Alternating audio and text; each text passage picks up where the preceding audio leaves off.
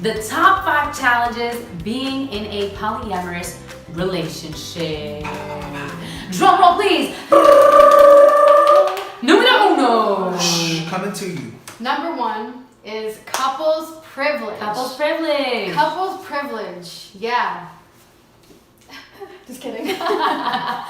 But yeah, couples privilege is basically just the feeling as the third person coming in, having to deal with the couple having certain privileges that maybe may not extend to me, right? And so, something as simple as memories, how we have memories that we share. Anniversaries. So so just feeling Special feeling left dates. out. So things that lead to Special events. Or even just the fact that, like, you know, when he gets angry, how I know how to handle that and she didn't yet. Right? That's a good one. Right? That was tough. Or vice versa. Or like, I get angry. Not really. Or the rhythm that we share in, you know, taking care of our finances, or, you know, we've been doing life for so long Of course. that you had to learn, right? Those are all couples privileges. Not necessarily mean that there's an actual privilege that we share that she doesn't. right. It's It's just just- a feeling It's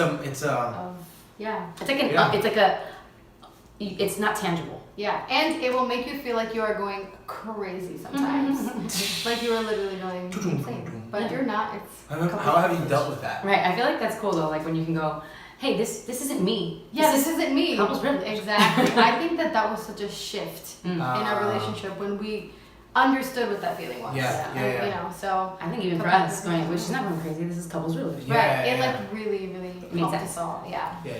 Numero dos. Dos. Is dos. Familia. Is it familia? Family. All right, family, y'all. No, this is a huge one because it's such an untraditional relationship. This is not going to be a challenge for every polyamorous relationship, but it may potentially be one. And I think that for the majority of us out there, you know, this is not normal for most societal standards.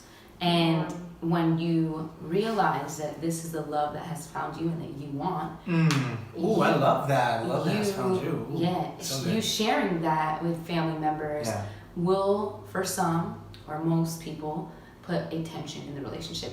At least one person in the relationship most likely will have a family member that doesn't agree. And in a very public way. Not like, I don't agree, but I'm gonna love you, right? I hope most family does that. That's a lot better. That's a lot better than someone just not agreeing and not showing any type of, you know, support. So be ready for that. Be here for each other in those moments, right? Because it's not like you want that from your family. Your family is like your best, like that's your blood. That's who you grew up with. You don't ever want to see family members' relationships ending sour because of a relationship that found you and that you chose, right? So it's not that they don't want to support, they don't understand it, and you have to let go of that. You can't force understanding. Just, you know, feed the lack of trying to understand for some of the family members with love. You just gotta love them. Just love. You just gotta love them. Like we always say. Definitely, I have so much admiration for these two ladies because they have definitely had to face harder waters than I have. My family has been really accepting for the most part. My mom had her time, but again, you know, when like they said, it's such a traditional relationship that typically the guy is going to have an increased status when people hear about this kind of relationship, whereas women would be looked down as like this is a decreased status. So I feel like, you know, I really admire you guys and, you know, how you guys continue to keep pushing through. Thank you. Seriously. Numero tres. Tres. Trifecta. Let's talk about communication. Yo, let's talk about communication. Okay, first time I ever got into a relationship, well, real relationship, I quickly realized I sucked at communicating. Okay, and through this journey called life, I have gotten a little bit better. But I noticed that communication is so important. When should you communicate? You should communicate open, honest, and transparently every day. Every single day. In fact, what does our mornings typically look like, and our weeks typically look like?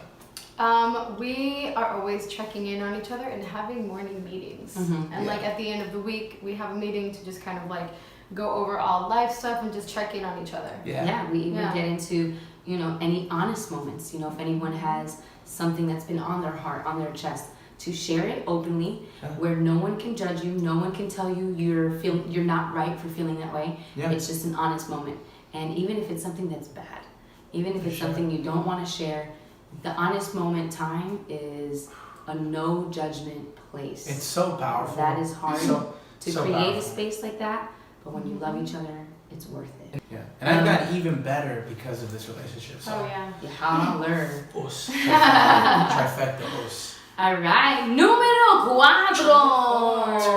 4. Insecurities. Insecurities. Oh man, those demons eat you up inside. Oh no. No bueno. No insecurities are, yeah. I feel like this relationship reveals insecurities. You may have Yeah. thought you were the ish. Oh my God. You may have thought, man, you don't struggle with nothing. You're confident. Woo. All that in a bag of chips. Was I But wrong? then you get into a relationship like this and you realize, wait a minute, I'm not so secure about this in myself and who I am. Like you just start, it makes you aware of what areas of your life could you learn to be more secure in. Absolutely. Yeah, you just get to know yourself better, and you're able to like peel back the layers and just like unravel who you are to the core, and just really like need those knots. It's a lot of work. It's a lot of work to battle through those insecurities. It is. But if you are able to come out of it, how would you guys describe our relationship now in 5 words or less? So much more secure. Was that fun? So much more secure. Damn, nailed it! It's Well, like I you mean, knew that I was gonna ask you that question. I know, right? In talking about insecurities, I think we are a lot more secure now. Nice. Just like all together and just individually as people. Yeah. All right, número 5. All right, Let's guys. talk about sex, baby. Let's talk about you and me. All right. Yes. Sexy time. Sexy time. All right, let's talk about sexy time. Yeah. Let's get real about sexy time. Let's get real. Let's get real. There was a time in our relationship where every time it came down to sexy time, there was an argument.